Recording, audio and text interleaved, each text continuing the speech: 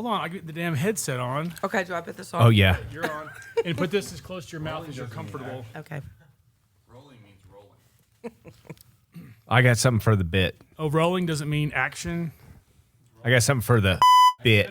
Well, you want to share it with me? No, just ask me. I don't like to be in the dark. Just open it up. I'm going to have a little quiz since we all graduated around the same time. So I'm going to read the lyrics of a popular song and see who can guess it. We don't have the rights to play the song, so since we're not that big. Are you good? Yeah, you sure you want to do that with this topic? It's okay. It's pretty light. It'll bring us around. I'll circle it all around. Don't worry. Are we talking Pain Train?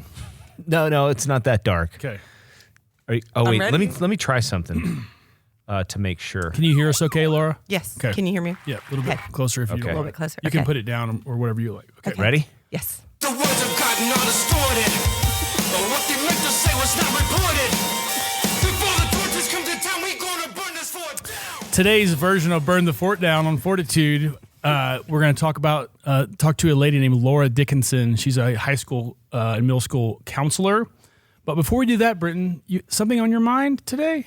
Well, I just I wanted to start out a little light before we get into all the problems of teenage angst by bringing us back to a time when we all graduated around the same time. I'm going to read some lyrics because I've been kind of dissecting them in my head and wondering what recording artists go into the studio and say, look, we have a really great idea for a song.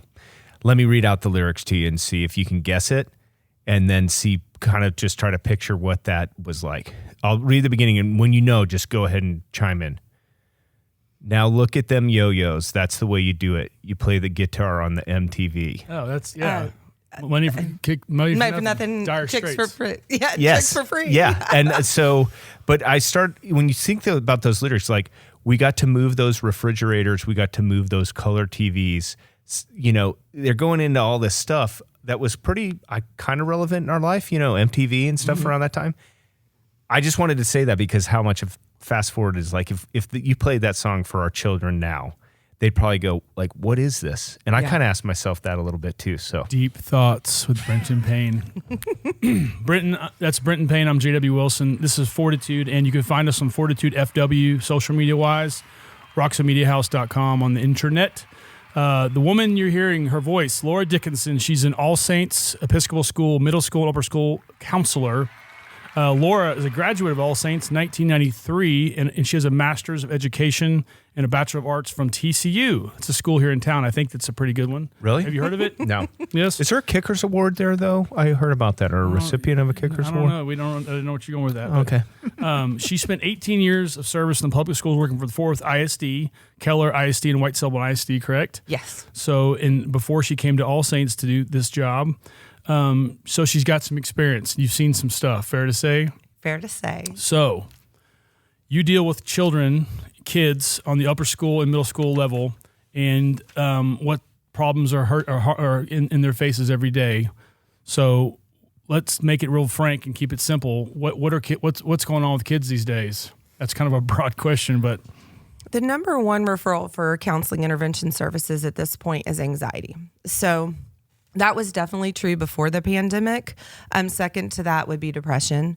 And untreated anxiety certainly leads to depressive thoughts. But it's definitely anxiety, and that's only increased with the pandemic. right. I forgot to mention, Laura, just so people will know. What about these? What do these do for that anxiety? We're getting to that, don't you? Okay. Yeah, Laura, cell phones. Yeah, yes. Laura is a licensed school counselor and a licensed professional counselor. So you come by it honestly. You obviously you're married to a guy named Michael. I think you call him Mike. Yes. Well, I call him Michael. Some people call him Michael. There's every male in my family is Michael, so we have to. Everyone has a designated title. Right. Does anybody call him Mikey? No. Actually, his family up north in Minnesota, all his first cousins call him Mikey. Oh, very good. Nice. And you have two girls. Two girls. How old are the gals now? They're 13, 8th grade. That's Trinity. And then Lila is, she's 10 and she's in the 5th grade. Where did you get that name, Trinity? Trinity. Matrix fan? We do like Matrix. Or the but river? The right here. river, and then also the spiritual significance. So my husband actually named Trinity before she was a glimmer in our eye. He said, if we ever have a daughter, I really want to use Trinity. And I said, I love it. Oh, that's cool. That is cool.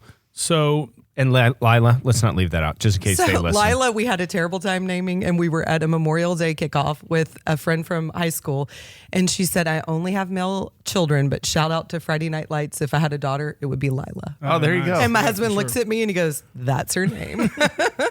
Your career in counseling kids, do your kids suffer because of that, or are your kids better than the average kid? If you can just be honest, I mean, your kids know kind of what mom's all about. Are they different because of you being who you are? I think that where they're different because of my work and also my husband's work, because he's a school principal, is we're very, very conversational. So we encourage them to talk about how they're feeling. We are constantly talking about how we're feeling and checking in with them. And we want to really have an open relationship with them. One of my own kids is more prone to anxiety than the other. And so that's been interesting to manage as a licensed counselor. Whenever you see those issues manifest in your own household, you're like, oh man, now it's in my living room. But I do have some insight and ability to manage it in a different way than I would if I didn't have this. Sure. Well, lucky for you that between the two of us, one of us has more anxiety than the others. I'll let you decide who it is. I won't guess yet. JW suffers daily from it. I can't imagine what causes that. I have no idea. Well, let's get into the crux of this. What's been on everybody's mind these days is the pandemic. Yes. What that's done to our kids. Obviously, we know why masks are in place, but that's had an effect on children. And then the social isolation and all the things that the pandemic has done to people. How are the kids affected by what's been going on with the pandemic? I think the biggest effect for adolescents that I see, that I work with daily, is the disconnect. And we are meant as humans to be in community and connection with one another. And so when you are trying to do online learning, or you're only socializing through social media and your cell phone and FaceTime and virtually, you're not truly with people in the same way. We're supposed to hold space with each other like the three of us are doing now, right? We're having a conversation in a room where we're making eye contact and we're looking at one another and we're sensing one another's emotions and feelings and thoughts and bouncing off of one another in a way that you don't do virtually. That being said, I'm so thankful for the fact that they were able to have virtual, because I think about the pandemic 100 years ago and what happened during the Spanish flu is schools closed. They only remained open in Chicago and New York City, and that was due to public health reasons. They thought that the mortality rates would actually be worse if kids didn't go to school, and they had doctors and nurses embedded in the school to help kids. So yes, our kids still did get to learn and they got to interact some, but they got really disconnected. And if you were prone to social anxiety or prone to feeling anxious in social situations, you could hide. And that caused a lot of regression for students. You can hide nowadays online, though, almost too, can't you? Oh, sure. You know, have a completely fake life, right? Yeah. Isn't everyone's life perfect? And they go to Cabo every weekend, right? Yeah. Sure. Yeah. How much, what percentage of your students you're seeing have you noticed a negative impact from the pandemic? Is it a great number? I think that you could probably say that every single student was negatively affected in some way. I think it's not at the same rate, right? So if there's for students in more at-risk environments, which is not most of the students I serve, it is the students that my husband serves. If there's trauma, Where's he a principal?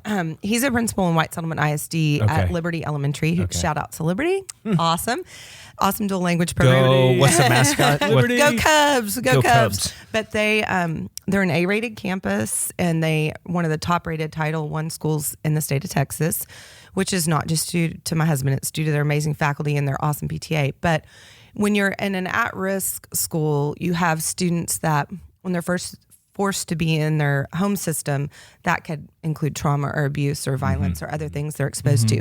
Obviously, that is not most of the students that I serve.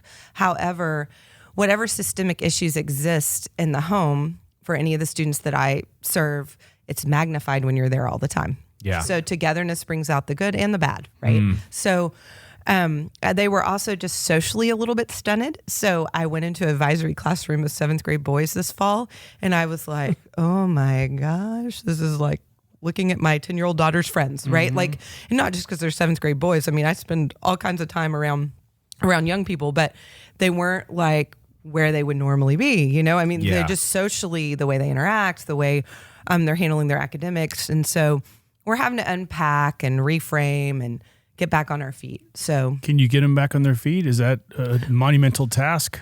kids are very resilient. So yes, you can. I think that the referral rates are up for treatment and intervention for sure. So we have more kids that are needing outside counseling services, sending more kids for referrals for intensive outpatient programs, partial hospitalization, and sadly some even hospitalization.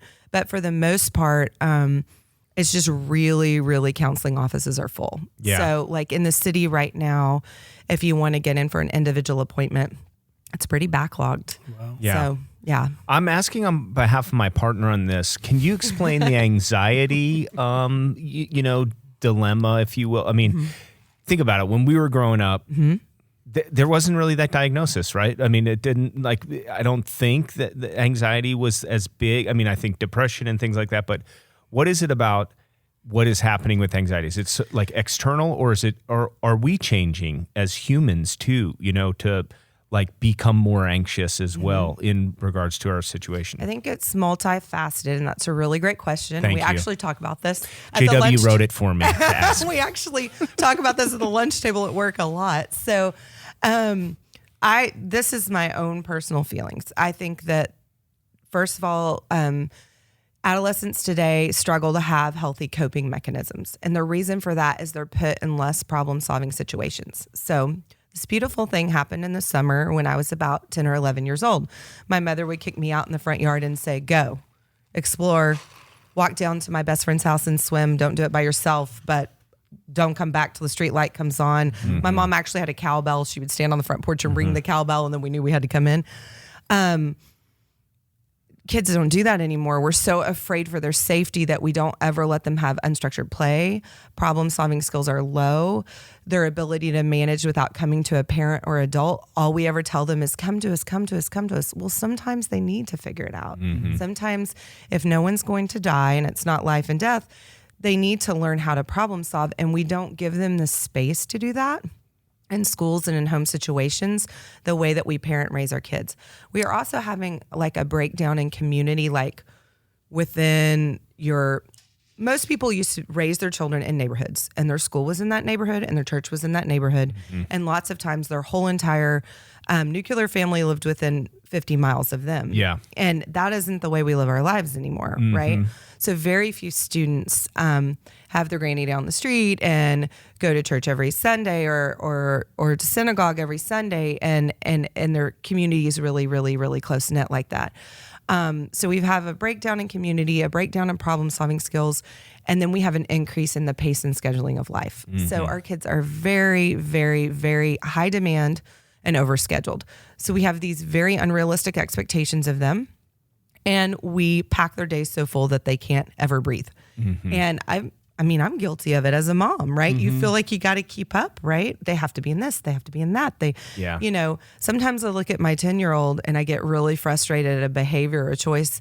And then my husband looks at me and says, she's 10. And I'm like, you're right, she's 10. Like, what am I doing? But are we as parents doing that? Like, two things came out of that. Like, it's like we're more anxious, so we're coddling them more, right? But then we're more demanding, right? Like living vicariously through them, So it's like, is it more of a reflection on us, like our generation, as like what was the difference between our parents and just letting? Is it communications going around so much faster that?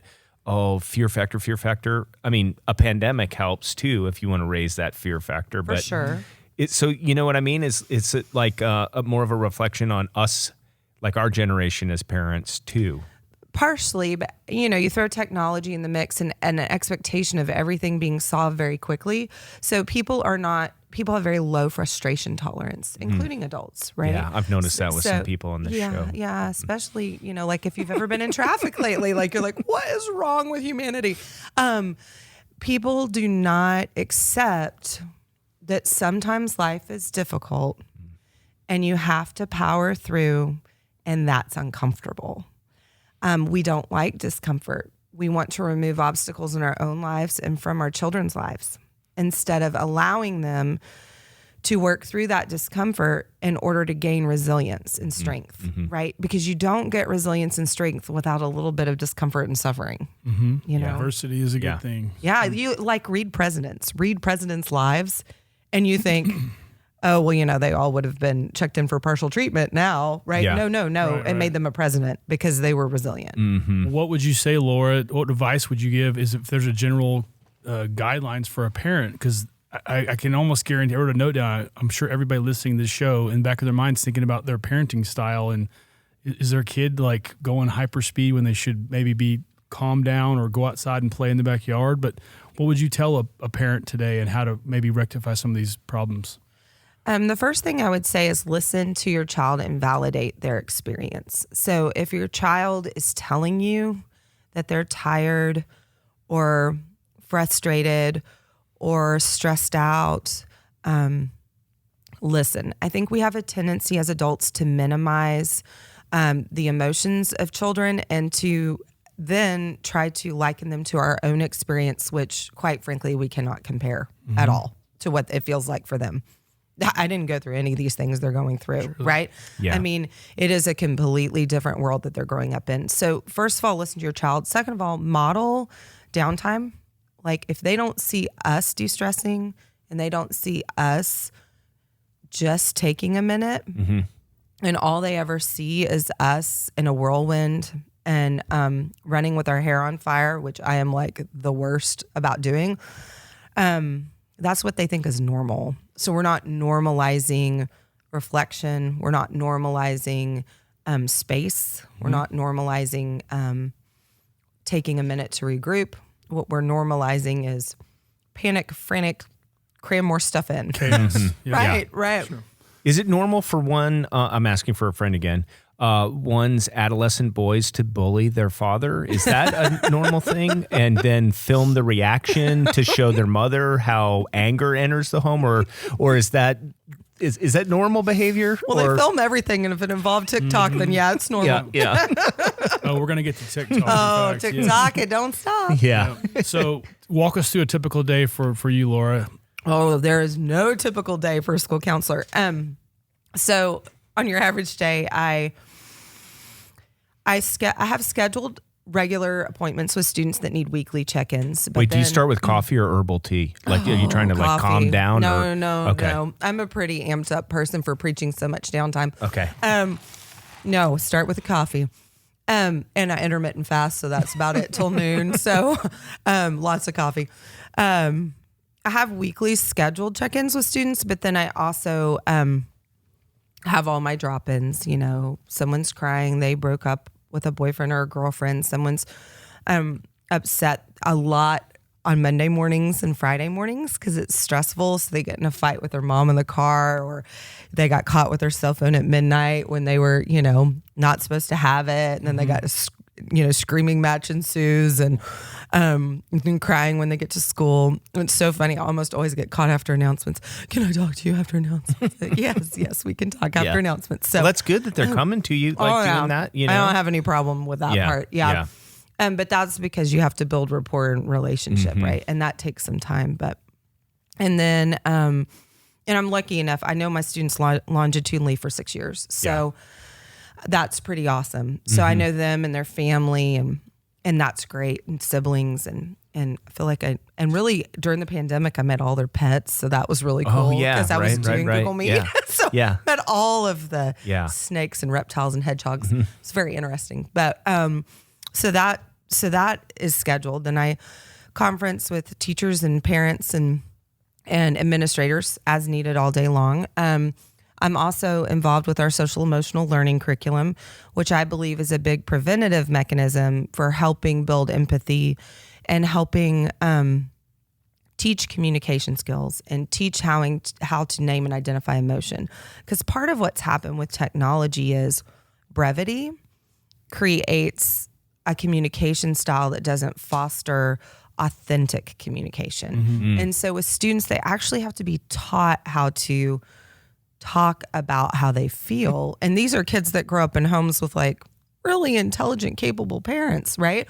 But it's not normalized for them peer to peer anymore, like it would have been for us. How much like of 100 incidents with these kids, how much is like, it's pretty normal high school or adolescent stuff versus this is probably something a little more serious? Depends upon the time of year. So like December. Time of year changes stuff? December's highest referral rate. Like my last year in White Settlement, I referred a student the 5 days before Christmas. I referred a student for inpatient hospitalization every day the last week before Christmas. Why before Christmas? Or during- Very stressful time of the year. Because So the finals are more reflective time that everybody goes through, like looking at the year behind. it's academic stressor, but if you have any grief, loss, or trauma in a family, holidays are no bueno. Yeah. So it brings up all of it, right? So I grew up in this like great Pollyanna household. Mike and Norma are wonderful people, still alive. Praise God for Mike and Norma. Holidays were this magical experience for me. That is not holidays for every human, Yeah. right? So at the build up to the holiday season, you hit on it for my upper school students, a lot of it is academic. So I've had a lot of crying and panic attacks over the last 2 weeks. Yeah. Right. A lot of stress, you know.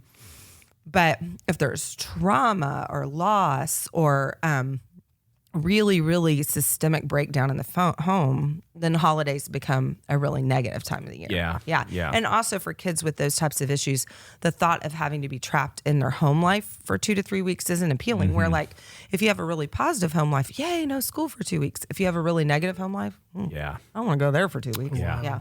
So I'm looking at some of the charts JW pulled up, and I was actually listening to kind of like top 40 music, and I noticed this theme, which was during the show or before? yeah. I typically I can patch it in while the guests are here, so you would never know I was distracted. But I'm actually listening to top 40. No, Oh, you are like a teenager. yeah, but no. So You don't know how true that is. Laura. so the thing is that a lot of the lyrics in those songs are like super aggressive by the male, super like I'm at the edge, by the female artists. It's just like it's really telling.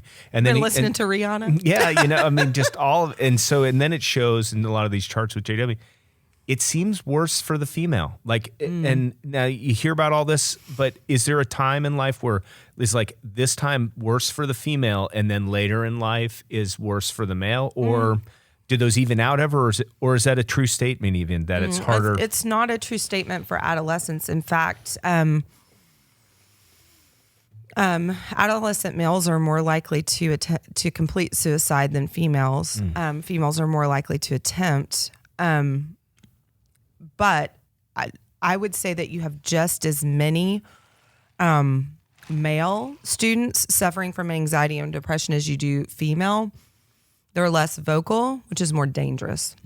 Because the more you internalize the problem instead of externalizing the problem, which is what we do in counseling, the ooier and gooier and nastier it gets, which leads to either implosion, which could be a self-harm scenario, or explosion, which could lead to what we just dealt with again, sadly, very, very sadly, in Oxford, Michigan. So students that act, the line between suicide and homicide is very, very narrow, right? So whenever a student is in crisis, whether that crisis is an implosion or an explosion, if they were able to emote and externalize the problem throughout the process, they wouldn't have gotten to that point. So that's what you're there mainly to get them to do, is to vocalize these problems and talk through them versus in their mind make up something much, much worse, which it typically is in those situations, right? and also be preventative. So we want to put in as many in the business, we call them protective factors. So the students at my school are so blessed. I mean, they have a lot of protective factors. So family income is a built-in protective factor. We're a faith-based school. Faith and religious worship is a protective factor. Another protective factor is having a safe place to attend school every day. All of my students have that. They have a lot of adults in their life that care about them, coaches, teachers. I did a survey with the kids recently, and 386 kids responded, and they named like 65 different adults on our campus. So it's just so cool to see, I'm not everybody's person. Yeah. I can't be, right? But they all have a person, and that's so important. Like being in relationship and connection is so huge. Right. So Let's talk about cell phones real quick, because we've already talked about it.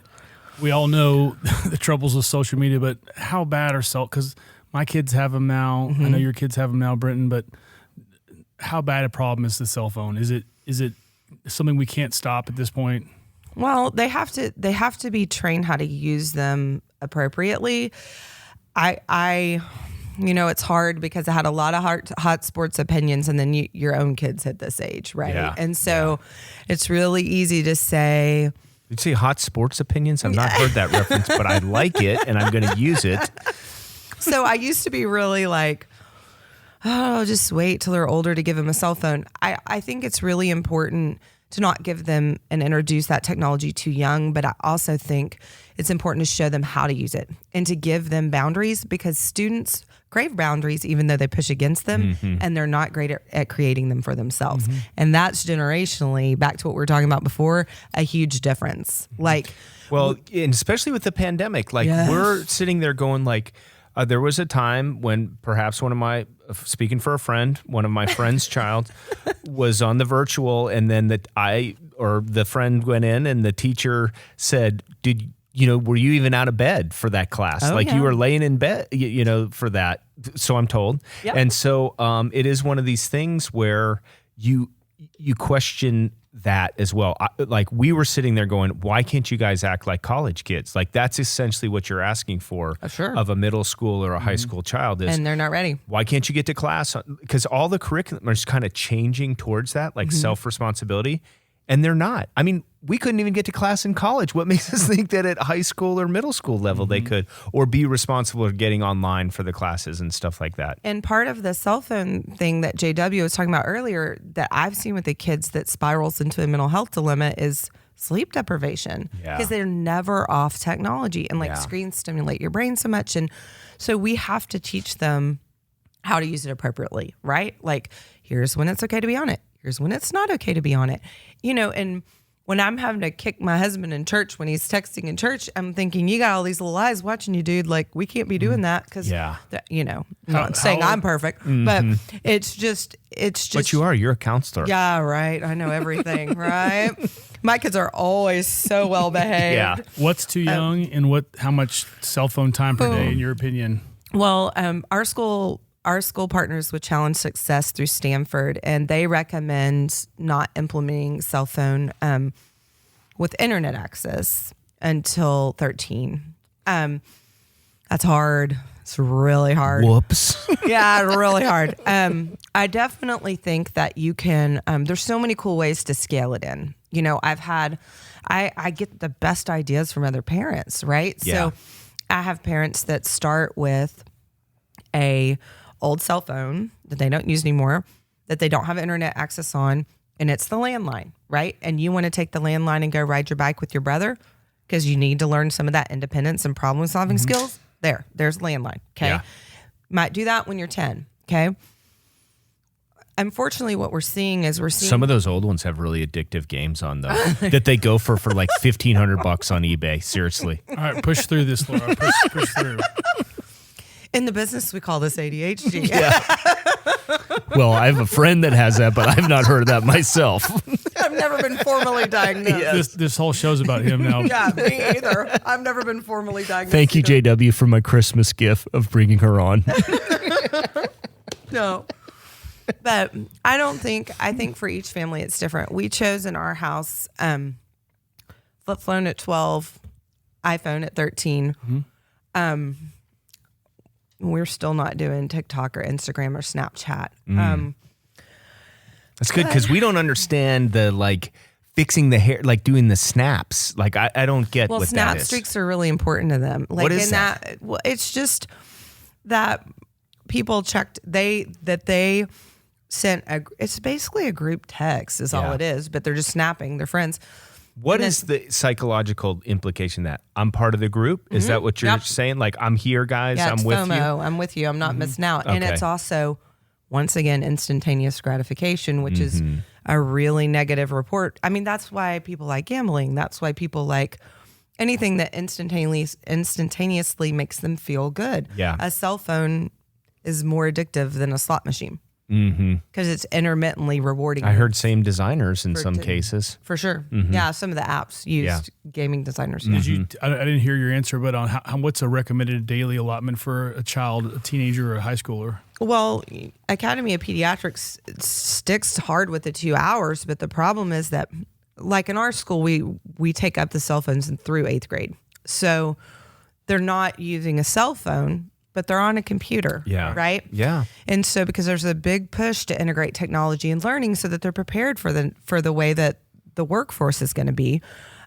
But some really solid research is coming out just in the past couple of years about you interact, the larger the screen. Remember when our parents were all afraid that we were going to be like mush brain from watching too much TV? Well, what they found is the larger the screen, you can use this to argue your wives for your next 72-inch, but the larger the screen, the less it negatively affects your brain. Really? And they aren't even really sure why that is. So they're coming out with a lot of Take research. that, Jerry Jones. Yeah. So they're coming out with a lot of research that says the computer's much, much more okay than them being on their cell phone. And it also has to do with the lighting and why they're using it. If you're using it for an educational purpose, it doesn't trigger the same parts of your brain as if you're using it for social connection. Well, right. Like think about just even the binge watching of shows. For like sure. There's no call and response, No, right? Like no. you think about the cell phone, it's all about I'm going to put it out there. You're going to come back. You know. They that call type of- that in the research, they call it passive versus interactive, right? So anytime you're using technology passively, it's a little less stimulating and overstimulating. And I think that back to JW, to your question, it also depends on if your child has any learning differences or learning struggles. Right. So if you give an ADHD kid an iPad for 6 hours, oh my gracious, it's going to be awful. Well, what about just giving ADHD adult the internet? I mean, come on. Like, it's Free just reign. like, here's an endless, you got some ideas. Well, let's put them on roids here. I mean, it's just crazy. Yeah. And it's hard to turn it. It's hard to know how to turn it on and off. And I think that's a lot of passive parenting too, because it's easier, right? Like they're like leaving you alone if they're gaming or they're on their iPad or they're doing what they want. And for some people that starts at a really young age. So, you walk into a restaurant and you see, babies with iPads. Drives me crazy. And yes, it's everywhere. It is everywhere. And when my oldest was that age, that wasn't an option. So, yeah, you can definitely tell a difference generationally between these kids it's quick because of when the adoption like of that is. I mean, we see it with our 2 years between our two boys, and just the use of it. When suicide rates spiked, they have consistently gone up every year since 2007. What happened in 2007? Is that the iPad came out, or it was the first iPhone? Oh, Yeah, wow. yeah, and that data is like right in line. You can look at the chart. They're right next to What are each the other. current stats on suicide? Oh gosh, I don't know them off the top of my head, but post-pandemic they're way up. So it's high. What's the solution? Like, what are we going to do? Just like medicate ourselves out of this, or how do we? Nope. Or quit? Like, just get rid of all the phone? Like, go to the beach? I don't know. And I wonder about that. You know how, and historically you have these pendulum swings. I wonder if we're going to hit this generation of kids where they like all apped out and they're like hippies and they're like, we're not using that terrible technology. We made fire. Yeah, exactly. Right. But no, that's not the right way to handle it. The right way to handle it is like everything else in our lives that we don't want to do is discipline and managing it appropriately, right? But no one likes to do that with anything because that's not or fun. not for our kids either. Right. Like, you don't want to see them hurt, kind of over that. And it's also requires the parent to have to engage in more conversation and in more parenting, which isn't always fun. Yeah. Right. And so some parents are just like, oh, I don't want to deal with that. Right. Peace out. I'm good. Yeah. Let them have their stuff. Real quick before we move on to the next topic, TikTok. You just talked about it a sec. My daughter and your daughters, I would venture a guess that they're become professional dancers in the home, right? Oh, my for daughter, sure. I think she's. I don't know why every parent gets to see this, but the kids have turned into dancers all of a sudden. It's kind of cool, But it also it's never stops. I mean, they can't stand still. They can't go to to dinner with the parents without dancing in line or at the table. Yep. It's like it's consumed these guys. What's going on there? Wait, and dancing or filming the dancing all the time? I suspect both. Dancing with our daughter. So it's So, and this is why prohibition doesn't work, because my kid doesn't have TikTok, but she knows every TikTok dance, right? Because all her friends do. So it's like, gosh almighty, I should just let her have it, because what's the point, right? Prohibition does not always work. We know that from history. Yes. But TikTok, it can be very fun. I mean, it can be very social in a positive way. I worry a lot about, they've come out with some crazy stats now on what Instagram has done for body image for girls. I worry a little bit about that with TikTok. Yeah. TikTok can get sexual real quick. Not as bad as Snapchat, but real quick. Why can Snapchat? Because it used to be that it disappeared. That's the whole point of the snap. That's why the icon's a ghost, is because as soon as you did it, it was only live for so many seconds. Well, now you can screenshot it. You used to not even be able to. Oh, really? So that's why it was Nude Central, because it was like, oh, if I'm going to take naked pictures of myself, I'm going to do it on Snapchat, because then it won't be there, Yeah. right? There's no trace. Yeah. Well, yeah, that's not the case now. But with TikTok, I think it can be fun and it can be lighthearted. It can get mean. It can be used for bullying. But that's where we have to talk to kids about how technology can be used for good or how it can be used for bad, right? Like, we have to teach them how to use it. Yeah. There's a really great social emotional learning curriculum that is out there called the Social Institute, and they do a thing called #WhenIt'sSocial, and it teaches kids, like, this is examples of people in the world that are using social media for good things. This is an example of how you want to use these things, because yes, that can be a fun way to interact. It's not all bad. It's that it can be used in a negative way. Surely. Right. That's interesting. Let's go back to depression and anxiety. Some of the things you're seeing a lot of. What are warning signs people see from kids? So they're very different, the warning signs between anxiety and depression. Anxiety, sometimes it can be things as simple as fidgeting, and we used to tell kids in school not to fidget. I was just shaking my leg when you said that. Yeah, but fidgeting is helpful because it integrates anxiety, right? So when you're anxious, your brain releases cortisol, and when we have bilateral movement where we use both sides of our body, it integrates cortisol, which is why anxious people fidget, right? Which is why we need to tell kids don't fidget. Like, here's how you can fidget, right? Let me show you a way that you can be in class. You can be very anxious and no one knows. You can take your water bottle and move it from hand to hand. You can tap both feet on the floor silently. You can take your pencil and you can look at it and then unfocus, and then look at it and then unfocus. No one knows what you're doing, but you're integrating that cortisol, right? So a lot of fidgeting, trouble sleeping, interrupted sleep pattern, cyclical thoughts. We call it ruminating. So if your child brings up a lot of the same things over and over and over and over again, and you're like, you are driving me cuckoo. Like, why are you so fixated on this thing that seems so minuscule to me? Yeah. That can be a sign that their anxiety is really ramped up. In severe cases, we can see kids hair pulling and skin pulling and things like that. But that's really getting very severe. So it's typically going to manifest itself in if it's social anxiety, it's not wanting to leave the house, not wanting to go to school, not wanting to go to parties, not wanting to interact with people other than social media.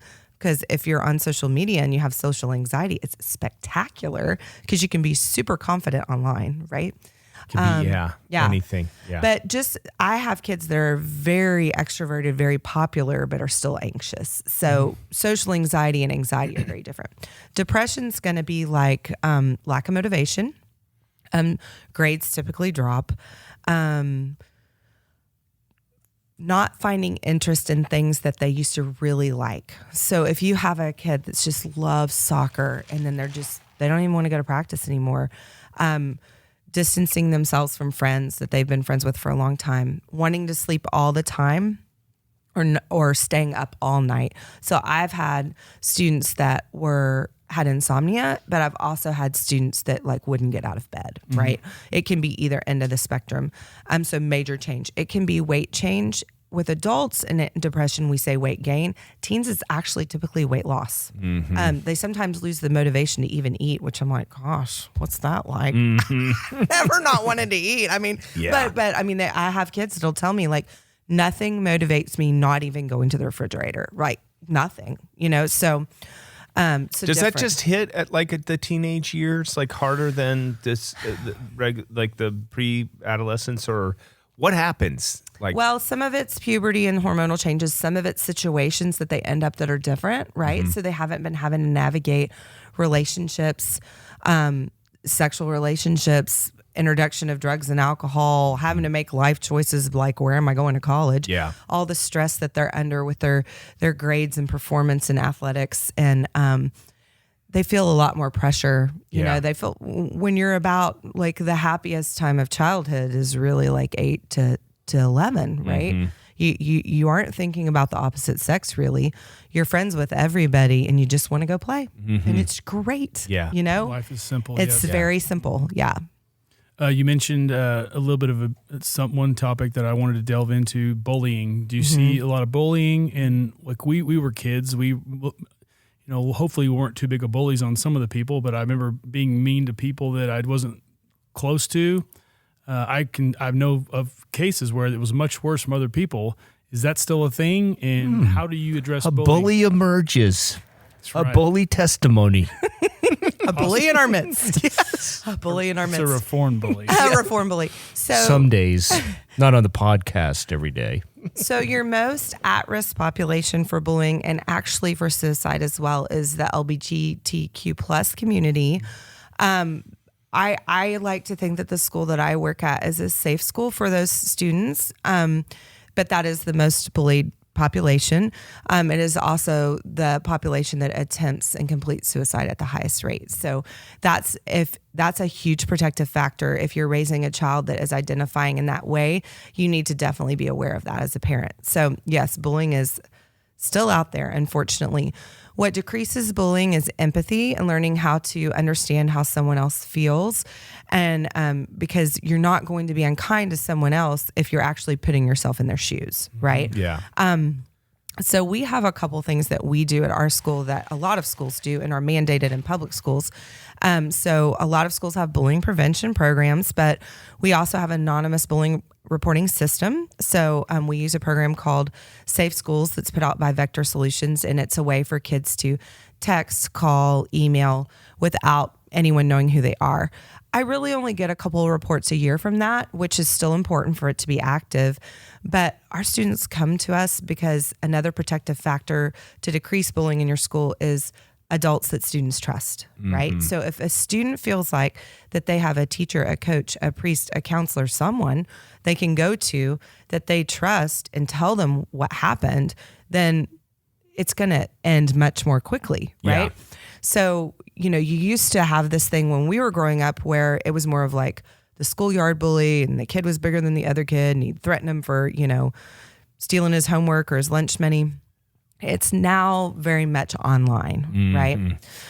So, yeah. So in September 1st of 2017, a law was passed called David's Law in honor of a young man in Texas that took his own life after being bullied.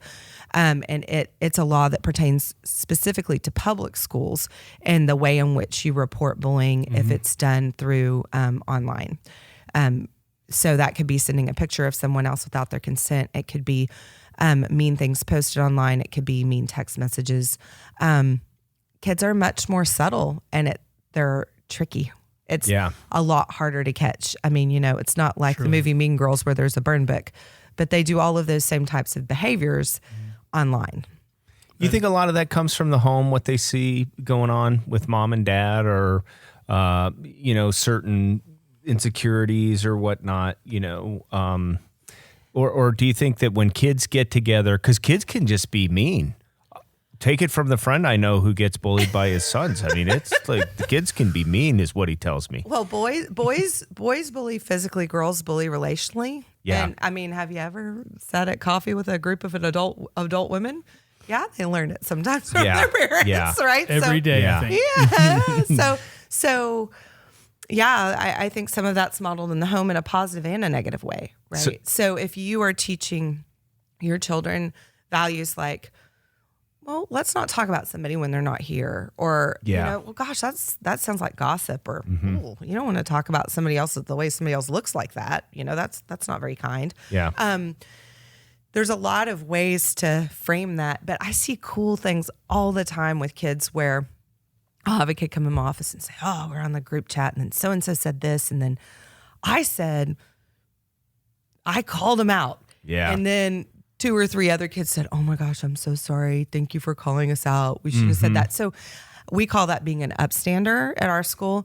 And, you can be a bystander to bullying, or you can be an upstander. Sure. And I see kids do it every day, and the kids self-manage a lot of times. I had a situation one year where a group of boys tried to set up a social media account to make fun of a girl. And my senior girls, I do a senior girls club called SIS, and it's a mentoring program for freshmen and senior girls. And my senior sis girls, I thought they were gonna get a hold of those boys and take them out in the parking lot. I was like, call off the dogs. Oh yeah, call off the dogs. That's I was good. Like, but they do self-manage, right? Yeah. So not all kids are making the wrong decisions. Not all kids are being mean. Not all kids are bullying. But we have to create cultures that say that's not how we treat each other here. And at our school, we say protect the family. Yeah. Right. And so you have to create a culture that says we're not treating each other like that. Right? So, all this can be tied, and I think about it often when I'm raising our own children, and even with my wife. It's like, it's respect. Like, I mean, it's one word this whole world could probably revisit in its definition and kind of the attributes of it. And it's just like, how do we get there? How do we get to a more respectful place? Because we're utilizing a lot of really great tools we have all around of us to disrespect almost, it seems, more than we are to respect, Part of that comes from perspective taking, and that means you have to have empathy and put yourself in someone else's shoes and know that not everybody's life looks like yours. Mm-hmm. And I think that if you looked around and what's going on in society and in our country, if everybody would stop yelling and start listening and take each other's perspective a little bit, we wouldn't be where we are. Yeah. I mean, it's like tap the brakes. Just tap the brakes and understand that I counsel kids every day that are dealing with things that I never dealt with, but I'm still able to take their perspective, right? Yeah. That was not my experience and it's not my experience, but I can still listen and I can be a non-judgmental space and I can understand without having experienced it. Yeah. Yeah. Can we talk about drugs for a sec? Yeah. We both were in high school, middle school. Yeah. We know it's there. I know it's there even now. Every high school probably has an issue. Do you see it? Are you seeing it? And what's going on with that? So like everything else, drugs is very different. What people experiment with, how they get it. They get it from Snapchat, by the way. Please explain that real quick. Snapchat. Dealers deal on Snapchat. If I want a vape pen that has a THC pod, which is how kids use weed now, which is actually a felony, not a misdemeanor. So it's really scary, but and it's also really scary because it goes into your bloodstream at a way higher content than what the vape stuff does. Yeah, it's just like straight in your bloodstream. So it's kids like to say, "Oh, THC is not addictive." I'm like, yeah, well, first of all, it is. Second of all, the way you're using it in a vape pod, it is. So yeah. Well, you don't even know what else. It could be like cyanide in there, isn't it? Well, there could be fentanyl, which is another scary mess, and that's gone up 1/3 during the pandemic in Tarrant County in our own community, but. Vaping, nicotine, and vaping THC pods, and there's a new, it's legal. That drink or whatever. But Delta 8.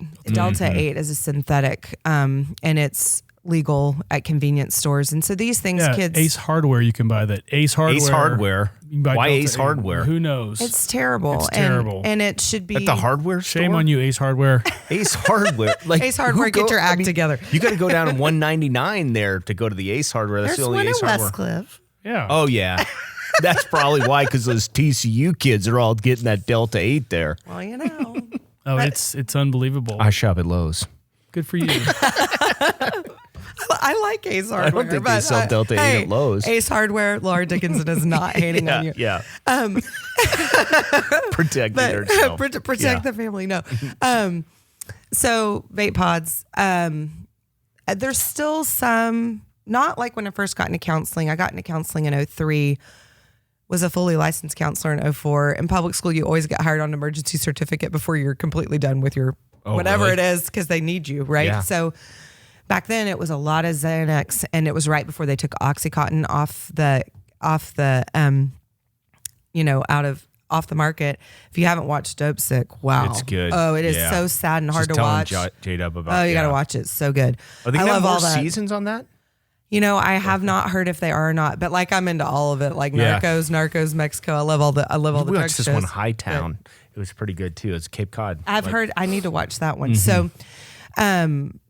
So back then it was a lot of Xanax and Oxycontin and painkillers and things like that. And it's not that we never see pills anymore, but it's abusing each other's focus medication, right? So a focus medication is a stimulant, and it's really an amphetamine. And so there's a lot of abuse of that on college campuses because kids that aren't prescribed it, like, oh my gosh, I can study. And if I'm a college or high school aged girl, I don't eat and I'm skinny. Oh yeah. So Not I get just that- party, like stay awake, really. Right? Party. It's the double reward, right? So my grades are good and I quote unquote look the way people want me to. And I've You're heard seeing this. Oh yeah. if you snort it, it breaks the time release, right? Like, I mean, that's kind of what the. Well, you see that in Dope Sick with Oxycontin in it, and it also hits your bloodstream faster and makes it more addictive, and it's very dangerous. And so it's super scary with fentanyl coming in. Any type of thought of any interaction with pills, it's just very frightening. Occasionally you will hear about cocaine, and I actually heard about acid not too long ago. I was like, my God, I hadn't heard about acid since the late 80s, early 90s. But for the most part, hands down, if teenagers are addicted to something right now, it's nicotine through vaping. They do not smoke cigarettes. So we had completely eradicated the tobacco issue in Texas with a little bit of smokeless tobacco. There was still some dipping going on in young people until vapes came on the market, and that blew the lid off of it. And that was really actually simultaneously about the time I started at All Saints. Like in it just kaboomed. And then, so it's really important. We do vaping education every year at my school, 6th through 12th. It's very important that students know that a THC pod is a felony.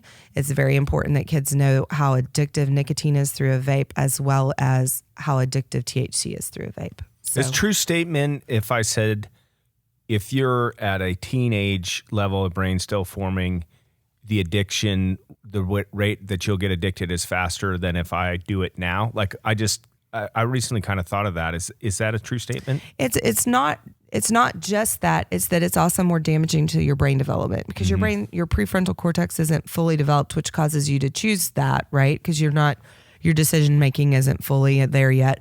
But it also damages your brain at a much faster rate. So, and we just don't know longitudinally what's going to happen with it because, I mean, this stuff's only been on the market for 5-6 years. What she was telling you is your brain. I saw you smiling as soon as she said, I saw you like, I saw that smirk and you're like, should I just try, should I try to just kind of ride this one out, or should I smile at the damage that this gentleman has done to his brain?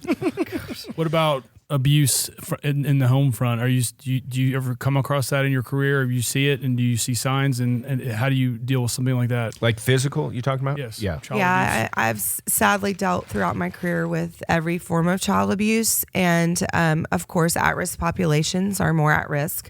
Child abuse happens in all demographics. It does not just happen in poverty. It happens in every setting. It happens the more stress and at risk a home situation is in, so less of those protective factors, the more likely there is to be abuse. That does not mean that abuse does not exist in affluent populations, right? Well, and we heard from the DA that like it's kind of weird. Like Sharon. Yes, I love in Sharon. like a fluent situation like that, it's more premeditated because it can be held like all day, right? Like it's not so reactive that it it can be controlled, and then it loses it kind of Well, thing. right. And like a lot of things with affluence, there's Be a hidden. higher level of secrecy. Right. Right. No, he's right. Like you have a bad day, but you can't act that way at work. So you Right. take it to home, and then they do whatever they do to whoever. It's to his point. Premeditation in that regard is you can control that if the right steps are taken. Forgive me if with all the bad stuff we talked about today, and there's considerable amount. There are good things happening. Yeah. Could you share some of your successes with us? Yeah. So, I mean, I just see kids that overcome so many things to go on to do amazing and great things. And so I have students that will go through, for example, a partial hospitalization program that's 30 school days, 6 weeks, and they get counseling all day, every day. They get caught back up on their academics, and then they're attaining their goals, right? Yeah. Like they're getting into the college that they wanted to. They're being successful. They're maintaining their grades and participating in athletics again and having positive relationships. I've seen kids overcome such difficult things to go on and be so successful. When I worked in public school, I had so many students that were first generation college attenders, and to see these students who grew up in just really difficult and impoverished situations, and their parents had made so many sacrifices for them to come to this country and to get an education, and they're doctors and lawyers, and Yeah. I mean, like they had such an at-risk, difficult childhood and are so successful, you know. So yeah, I definitely think that all hope is not lost, and anxiety and depression, when treated, are very manageable, right? And so these are things that can be part of what builds character and resilience in a kid's life, not having to be this huge, horrible, culminating factor that leads to lack of success. Right. So That's well put. Yeah, I can see it. I can see it in your face talking about successes. I suspect you feel rewarded in your career with these things. I feel so blessed to get to do what I do every day. It is such a privilege and an honor to serve the kids that I serve and the families that I serve. And I get so much more from them than they ever get from me. That's great. That's great. I forgot to ask you, I'd be remiss if I didn't, the mask that kids were wearing and Yeah. the effect of that on the kids and some of their kids' demeanors. Can you speak to that really briefly?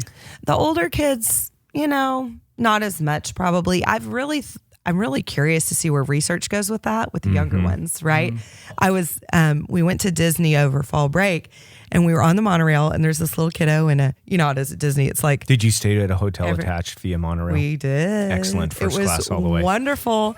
It was magical from start to finish. Grand Floridian. Yay, raw.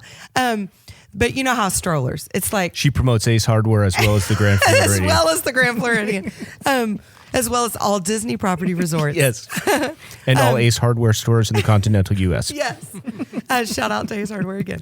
But you know how at Disney, it's like strollers are rampant. It's like everywhere you look, there's a stroller, and then, they're everywhere. Well, so this little kiddo was in a stroller, and they had their little tiny mask on, and I had my mask on, and we were interacting with this little toddler, and she was totally interacting back with us. And I said to her mom, I wonder if it's strange for her because she can't see my face. And she said, she never sees anybody's face. Yeah. And I said, you're absolutely right. Yeah. Like, since she's been born, if she was out in public, everyone had on a mask.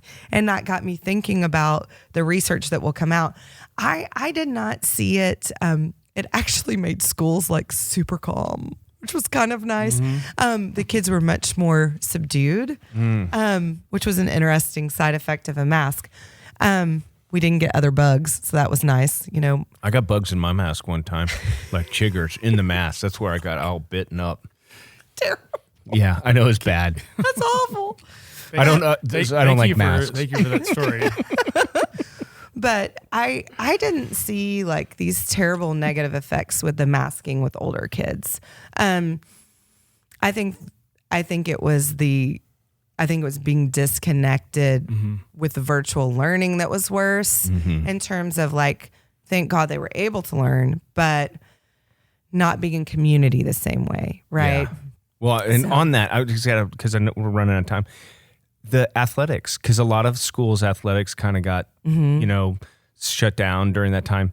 How much does that, like, did you see like a rise in cases because these kids aren't like physical activity is a good thing? Sunlight and physical activity are both counteractions to depression, anxiety. So the first thing I would ask in a virtual session when I had to see kids by Google Meet was, when was the last time you left your bedroom? How much sunlight have you gotten this week? And are you sleeping normally? Yeah. Right.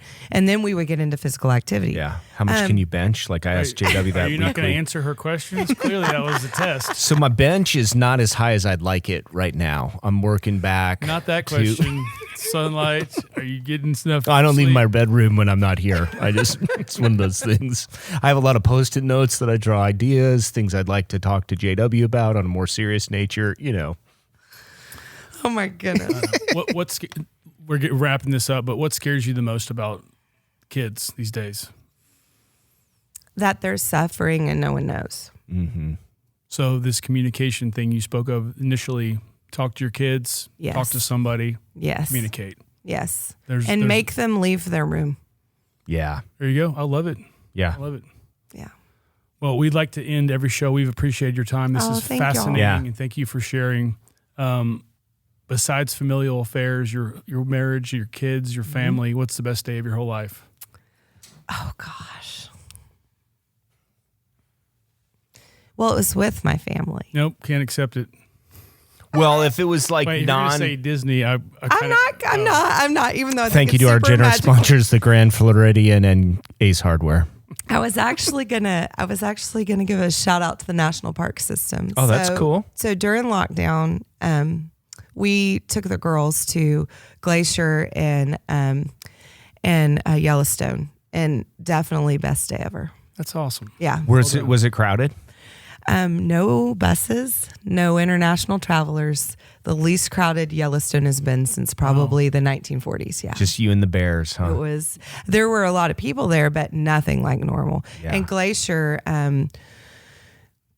part Blackfoot Indian Reservation, so they didn't open the Indian Reservation side, so it was a little more crowded. But Yellowstone, best day Beautiful. ever. Well, I'm going to go call my kids and tell them I love them, and I'm going to leave you two to chat privately for a little while. I'll be back. No, my friend isn't here. Laura Dickinson, thank you very much. Oh, thank you.